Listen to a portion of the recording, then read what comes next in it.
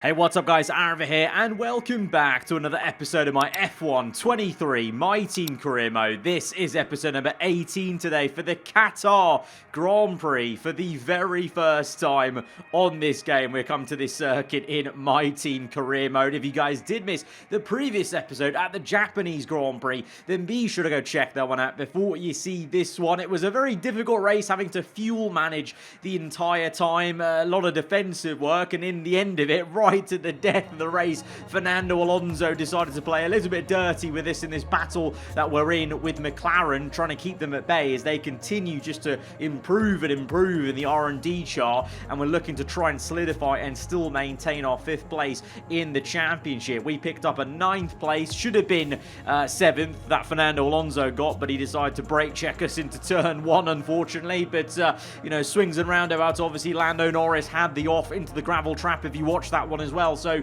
overall we limited the damage, but McLaren did make a small gain. But into this race weekend, we've got 3 upgrades on the way: front downforce, weight redistribution on the chassis side of things, and also an engine upgrade as well. And they potentially could be the final upgrades we make on the car, because I believe this race weekend we should find out what R&D is going to be reset in the regulation change from Season 1 into Season 2. But on the money side of things, with the HQ facilities, we do have enough money to go ahead and purchase a marketing upgrade. Now, I spoke about this, you know, especially now that we've got the regulation change, I don't think we're going to get bottlenecked by Spec 1 HQ facilities elsewhere. So I want to try and invest in the marketing department, 3 million, and obviously that's going to boost the rate that we earn a claim, and that eventually will pay us back in terms of how many secondary sponsors we have on the car.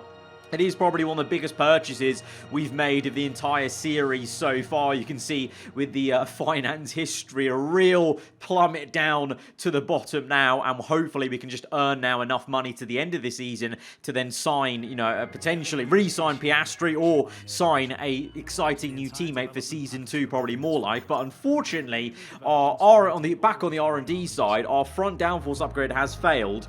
I was really torn whether to repurchase this or not, because it's still going to cost 725 R&D points to repurchase it. I feel like we should go for it, because yes, let's save R&D for next season, but what's the point if we lose 5th place in the Constructors this season, which obviously gives us less prize money to then actually do some better work in Season 2. So this is the, you know, this is the kind of nitty-gritty part where it gets difficult. There's some tough choices to make, so we've decided to repurchase that upgrade, so that will come in eventually. But thankfully, the chassis and the engine power did come through. I say thankfully, I think maybe, did we have to repurchase them? I'm not too sure now. I don't think we did, actually. So we've got over 2,000 R&D still to spare, but we're going to need way more than that, because here we go. The change to the regulations have been announced. So going from Season 1 to Season 2, it's the worst possible thing that could have happened to us. It's the aero and the chassis that is going to be reset. I mean, kind of good that we've locked in a very good engine. We're still, I think, technically the best engine power on the grid overall.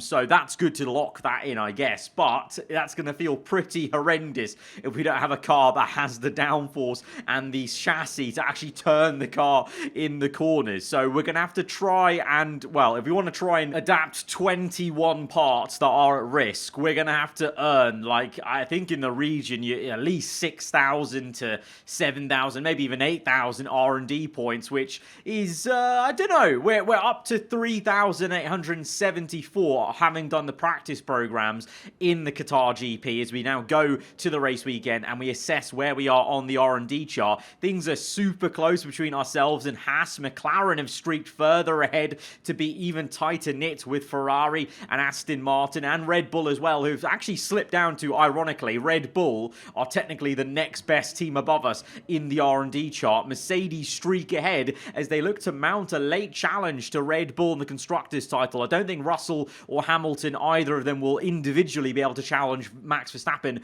for the Drivers' Championship. But the Constructors, with Perez also not performing, Verstappen having a few iffy races, you know, Red Bull actually could be caught in the Constructors' fight for the world title on the team side of things. For us, Alpine and Haas loom closer as we have this very odd situation where finally the AI are actually catching up to us and upgrading quite rapidly with that increased R&D they've had all season. It's taken them till the last third of the season to really wake up with that. So yeah, interesting times. It's certainly actually going to be a challenge now all of a sudden. You know, it seemed pretty easy in the middle of the season, but now we've got all these different caveats going on. We've got to save R&D to try and adapt as many parts as possible, so that means the car won't be getting any upgrades for the rest of this season. McLaren are already ahead of us in the R&D chart, and they're looking to try and catch us in the championship. We want to try and stay in 5th place, and at the same time, you know, it's just about also trying to hold off other teams as well, just so we can limit the damage. So it's certainly going to be a very challenging end to Season 1 compared to the middle region where we are maybe winning races. I don't think we're going to be thinking about winning a race anytime soon now till the remainder of the season. And here at Qatar, well, the first qualifying went pretty well for us in P7. It is a very challenging circuit. Really nice flowing one when you get in the groove of it. I think very much like Paul Ricard. I think it's going to be it is a good qualifying circuit. I think in the race, it's going to be quite challenging, especially if tyre wear comes into play. A lot of these corners, you're kind of trying to get on power midway through them and hope the rear end sticks. So I think in the race conditions, it's going to be a very tough one versus the AI. But we go into Q2. I don't really know if we can get into Q3 at this stage because we're up into P5 with our first flying lap, and we are going to gain a decent chunk in this first sector. But you're going to see as we go on to the end of this session, others are going much quicker. I mean, we're already down to P8 now. By the time we get to the end of the lap, the 2/10 I gain in Sector 1 and, you know, marginal gains in Sector 2 get eroded with a really poor sequence of last corners, and we actually go slower on our second time in Q2. We're P9 at the moment. Is that going to be enough to get us through? Are we going to scrape by? Let's find out. Yes, just about made it through. What, you know, 1/10 gain from Ocon or Stroll, who should be doing better, to be honest, would have kicked us out of Q2 and not seen us through into the top 10 shootout. So supremely close. I think that's kind of where our pace is, around P9 over one lap. In the race, I don't know, could be even a harder affair really in the race. Like I said, I reckon the AI are going to be very good around here in terms of consistency, and that's one thing. You know, this is a brand new circuit on the official F1 game. You know, I know we've had Qatar before in the real life season, but we've not driven it on the official F1 game ever until now. And consistency, that word, is not something I don't think I have that quite yet at this circuit. You know, in qualifying, yeah, sure, one flying lap, we can try and do as best we can, but it's about putting in these laps consecutively in the race. And of course, Qatar here is a sprint weekend, so we've got 2 races to go, and it looks like we won't be going any higher than P8, as that is our one and only flyer with the sprint race. We've got very limited tyre selection for the Friday qualifying, and we've qualified in P9 just behind the Ferrari, but both McLarens have beat us. Alonso P7, Lando P4, so this is a sprint race to maybe get some points to limit the damage, but also try and improve our grid slot for tomorrow's race. And if we want any chance to maybe limit the damage to McLaren on the Sunday full Grand Prix, we need to have a good sprint here, as we're going to get straight into it as we go to 5 red lights, and we're underway for the sprint at Qatar. It's a woeful start for Carlos Sainz, who's opted for the medium tyre in the sprint along with Sergio Perez. The rest of us on soft tyres, so maybe they're thinking the tyre wear is really that high in a 10-lap sprint that the mediums might be the better way to go, as Russell gets away from, I think, P1 he got on the qualifying, in P1 still, followed closely by Max Verstappen. Leclerc in 3rd place. We've got up to P8, and we're looking to try and desperately maybe chase after Fernando Alonso. Things are very close in front of him, so maybe this is the best chance to maybe have a look around the outside. We do very well to have a look, but in the end he gets the traction to stay up in P7, and this might be the thing for us right now, is this might be the vibe for the rest of the season to the end is frustration of being close to McLaren, but now really, in reality, they are a much better car than us, and we can't really just attack them full on. And I'm looking behind me, we've got quicker cars, you know, behind as well. Ocon, you know, Alpine looking better these days, Haas as well. And so by lap 5 of the sprint, it's been a lonely race so far for us in P8, just defending and hoping to stay ahead of Ocon. You can see he's all over the back of us, as well as Carlos Sainz, who had a really poor getaway, of course, on the medium tyres. So just trying to solidify the P8. I don't think we can go any further than that, really, which is going to be frustrating to see both McLarens still ahead of us then for tomorrow's full Grand Prix grid slot. But this is where the pace is at for us, and maybe Perez and Sainz were onto something with the medium tyre being the better option, because I'm facing a lot of tyre wear. It's a massive tank slapper, and these softs feel so bad after 5 laps. This will at least give us a good indication that tomorrow on the full race, we're definitely not even bothering to even think about using the soft compounder tyre in the race, because as we do re-overtake Ocon to come back at him, yeah, I'm really not feeling that great on this compound. Ocon is still on the inside. We thankfully just get ahead of him, but yeah, maybe looks like the mediums were maybe the better choice, as Perez still P6. Sainz, to be fair though, it's a very difficult circuit to overtake at, so he's stuck there. And then the F1 gods look down upon me. They see how much I'm struggling, and they offer a bit of respite, because Fernando Alonso in the sprint race comes in for a pit stop. I suspect he maybe got damage trying to overtake Sergio Perez, because I asked my engineer and there was no issues on Alonso's car in terms of car issues, so I suspect it's maybe a bit of front wing damage as he attacked Perez and maybe even his teammate as well involved in that battle, because Perez actually gets ahead of Norris for P5 as we continue to try and stay ahead of, well, it's now chasing after it is the Ferrari, because Sainz has overtaken Ocon. Ocon's fallen away and he's actually being overtaken by his own teammate Gasly as we look to try and hold off the Ferrari to keep P7 in this race. We do well at turn 1. We're using a lot of battery, but we go wide through this left-hander. Sainz on the outside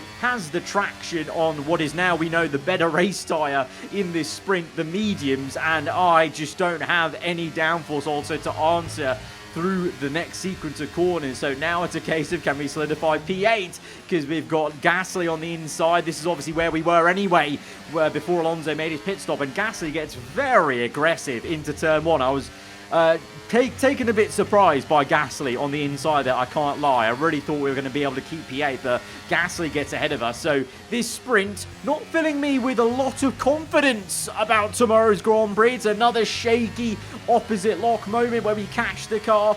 Russell has won this sprint from pole position. It'll be pole for tomorrow's full Grand Prix for us. Look at the tyre wear indicator on the bottom right. These tyres have worn out by lap 10, and Stroll has a run on us to the line. It's a photo finish. Did he beat us? I don't think so. Maybe we're P9. So I think he just came behind us maybe by a tiny whisker.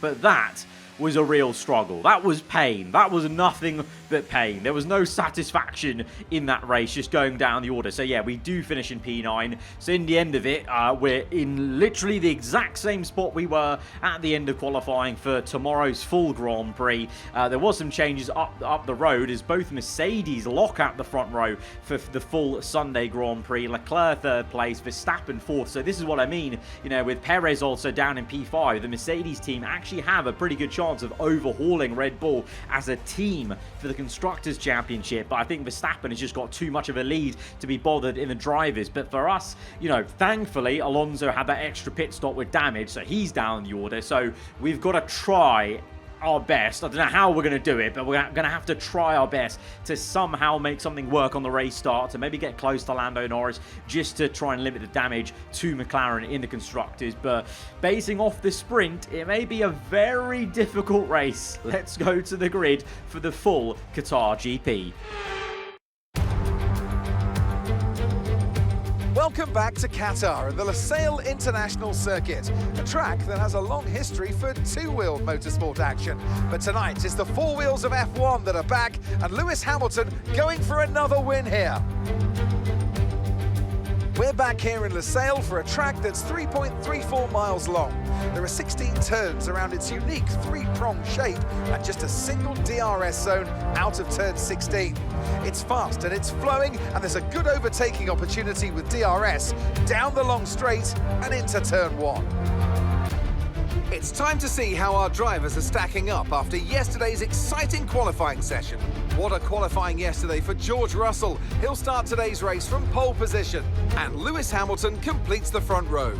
Looking at the rest of today's grid, we have Leclerc, Verstappen, Perez, Norris, Sainz, Gasly, the owner driver, Stroll, Ocon, Albon, Magnussen, Hulkenberg, Bottas, Oscar Piastri, Liam Lawson, De Vries, Fernando Alonso, Sargent, Joe, and Yuki Tsunoda. That's it then, it's time to go racing as we head down trackside for today's race. And alongside me once again for coverage of today's race is none other than the great Anthony Davidson. Why don't we kick off by discussing Max Verstappen? That was a great win in the last race, but can they keep that momentum going into this weekend? There are never any guarantees in this business, but certainly the performance last time out would have boosted their confidence coming into this one. So the sprint race was a pretty difficult affair, but that was yesterday. This is today, the full Grand Prix here at Qatar. We're on the medium tyre. There are some people that have chosen to start on softs. Absolute madmen. I just don't think it's possible. The tyre wear seems to be surprisingly high around Losail here. So our strategy is going to be mediums to hards. And maybe like the start of the season, I might actually be begging to go on the hards earlier than usual as we kind of throw it back to how it was at the start of the season. Struggle town here at the tail end of the points just to get a few championship points. And today it's about limiting the damage to maybe what Lando Norris can do from P6 ahead of his old teammate Carlos Sainz in the Ferrari. Thankfully Alonso is way down the order because of his pit stop in the sprint race yesterday, so that's a little bit of breathing room, but we still have to worry about what Lando's going to do in that other McLaren and what our race pace is going to do as we go on through this Grand Prix. I really hope the mediums and the hards are going to give us a better time than it did in the sprint yesterday as we go to 5 red lights to the full Qatar GP. Lights out and away we go. It's a shocking getaway for Gasly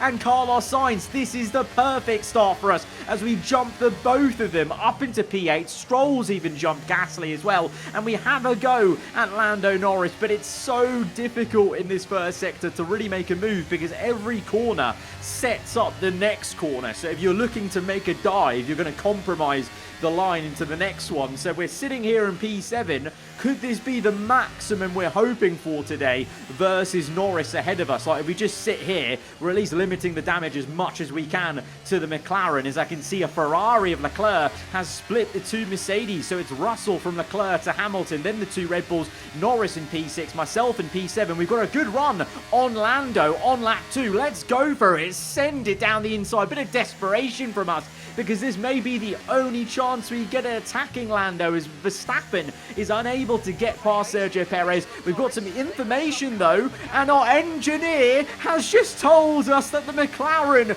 of Norris has a mechanical issue. We get down the inside and he's already dropped down 2 positions behind Lance Stroll as well. That is exactly what we needed here to try and limit the damage to McLaren. Oh my days, we've got so lucky there because Alonso's down in P15 in traffic and now Norris has a mechanical issue, so he's going down the order. He's lost the place to me, Stroll and Carlos Sainz as we watch Carlos get up into P7 there in the second Ferrari. His teammate doing a great job at splitting the two Mercedes at the moment, but my oh my, that if that hadn't come through, I was really worried that Lando was going to keep up with the Red Bulls and just streak ahead of us. But now that gives us a bit of breathing room, and we're just going to try now do the best race we can, knowing that Norris is going to go down the order. Alonso looks to be stuck in traffic, so let's just see how this race pans out then from where we are at the moment in P6 as we watch ahead of us Verstappen get ahead of Perez. He started on the soft tyres, so Verstappen going aggressive with his tyre strategy, maybe even a 2-stop stop involved with the amount of tyre wear there is, to be honest, but Sainz gets down our inside in lap 6. And like earlier in the season, I said, you got to know when to pick your battles. I don't think there's any point fighting Sainz. He's in a much quicker Ferrari now, so we let him by and looking to just try and get a bit of DRS off him. As on lap 10 then, though, 4 laps later, Verstappen, remember, this is when the sprint race ended, 10 laps in, and I was facing major tyre issues. Looks like Verstappen is facing the same because Perez now re-overtakes him. So long term, could that be a mistake for Verstappen and the others who chose softs at the start of this race? Because the medium is going to go longer into the race, is a much better race tyre right now, as we watch Norris re-overtaking Hulkenberg there. I think he slipped down to nearly where his teammate was, but he's maybe speeding up again as he re-overtakes the Haas. So remember, mechanical issues like that, they're temporary. They will eventually speed back up those AI that get those issues. So Norris may be on the charge once again, but both him and Fernando outside the top 10, as on lap 11, we go up to P5 because Leclerc and Verstappen are in for their first pit stops. Leclerc onto hards, Verstappen, don't know, I think he maybe went on to mediums there, so very interesting stuff. But lap 12, we're actually doing quite well to keep up with Carlos Sainz, but look at the bottom right, our mediums have already worn out to the point where they're indicating some heavy tyre wear. So I say box in this lap. We're going to come in anyway in the next lap, I think, so we may as well get an undercut onto the hard tyres to try and jump Carlos Sainz. But yeah, even though we let the Ferrari by and he breezed past us, I then kept up with Sainz that entire time. Every time in Sector 3, I was gaining time with the DRS into the next lap, basically. We're losing time in the first 2 sectors, but the DRS was powerful enough to keep us within that 1 second range of the Ferrari. So that might be the way to go, is hoping to stick behind a quicker car and just be pulled along with DRS, as we see a lot of the time in real life with midfield teams being pulled along by quicker cars. As we come out now behind Verstappen and Russell, but in plenty of clean air, as we're one of the first people to pit off the medium tyres. But Russell opts for mediums, Verstappen on mediums as well. Leclerc's the only man I'm seeing so far on the hard, so I don't know if that's just supreme confidence from those other teams, or they have the tyre wear to do that, but we're going well. Again, look at the top right there, 2 reds in the first sector, purple the last. So our quickest sector is the last sector down this straight, basically just with the engine power. And we are overtaking now down the main straight Sainz, Perez and Hamilton. Sainz was a pure undercut. Hamilton, I can tell you, we got told on our outlap that he has a mechanical issue. So Hamilton's slow right now. And Perez, well, I think he maybe just got caught up by Hamilton's issues. And so we jumped him, but it won't matter because Perez is going to come back at us. Obviously, in a Red Bull, he'll fly by us for P4, but we're in P5 right now. We're legitimately ahead of Sainz and Hamilton right now, and we could definitely stay ahead of the Merc. Sainz, I don't know, he might close up to us, but we're now behind Perez, and we could try and use him for a bit of DRS, as we are going to stay within 1 second of Checo. So very much like we did with the Ferrari in the first stint, can we just be dragged along by Perez's DRS in Sector 3? Big moment for us on the rear end. Snap of oversteer, and Sainz now is on our neck, and we're just going to let him by on purpose because he's not in our fight. I think Sainz has enough pace to maybe even chase after Perez and overtake him. So with that mistake, let's just cut our losses. And Alonso's out. He was out the points anyway, but this is great news for us. Misery for Alonso. 2 retirements since he moved mid-season to McLaren, remember. So that's great news for us. Bad news for him and our rivals at the Papaya team, as we see on lap 22 then. Leclerc overtaking Verstappen. Verstappen had actually gone and overtaken Leclerc previously using those mediums, but now the hard tyres seem to be the better tyre to be on, and Verstappen is facing tyre wear, so Leclerc is up into P2 as Sainz is now having a go at Perez, and you can clearly see we're well within 1 second. So I think if we play our cards right, we could try and overtake Perez whilst he gets overtaken by Sainz, because these guys are dragging me along in the last sector. Look at the top right. Red first, red second. I've got no pace in those first 2 sectors, but the last sector with DRS, and I'm saving my ERS, literally just all for this 1 straight, and it's keeping us in play with these guys ahead of us. Hamilton behind by 4.5 seconds. I think he's still got mechanical issues as he's limping around and not really getting too much on us, but we watch Sainz overtake Perez, and we actually stick with Perez so well on lap 23 in the last sector. I think we should overtake him, because we were able to hang on to Sainz in stint 1. Who's to say we can't do that again? And Perez has his own oversteer moment, so even he's struggling a little bit with his hard tyres now. So, yeah, the Qatar Grand Prix, surprisingly, very, very hard on its tyres. I didn't think it would be this bad, but it seems to be a very challenging Grand Prix for tyre, whereas I have a moment now, and we take Perez wide. That was not on purpose, Checo. I took him wide off circuit because I was simply losing control of the car through the exit, but this is turning into an absolute scrap and a half with the Red Bulls. We go round the outside of Checo to get up into P5, but it was a little bit more aggressive than I wanted to, but yeah, apologies Checo, I lost the back end and I forced him off circuit in doing so, but we do have the pace to get past the Red Bull, but now we've lost DRS on Sainz because of that oversteer moment taking Perez off circuit. So now my idea of having the Ferrari there to help us in the fight versus Perez may be a bit futile because we've lost that time, as on lap 24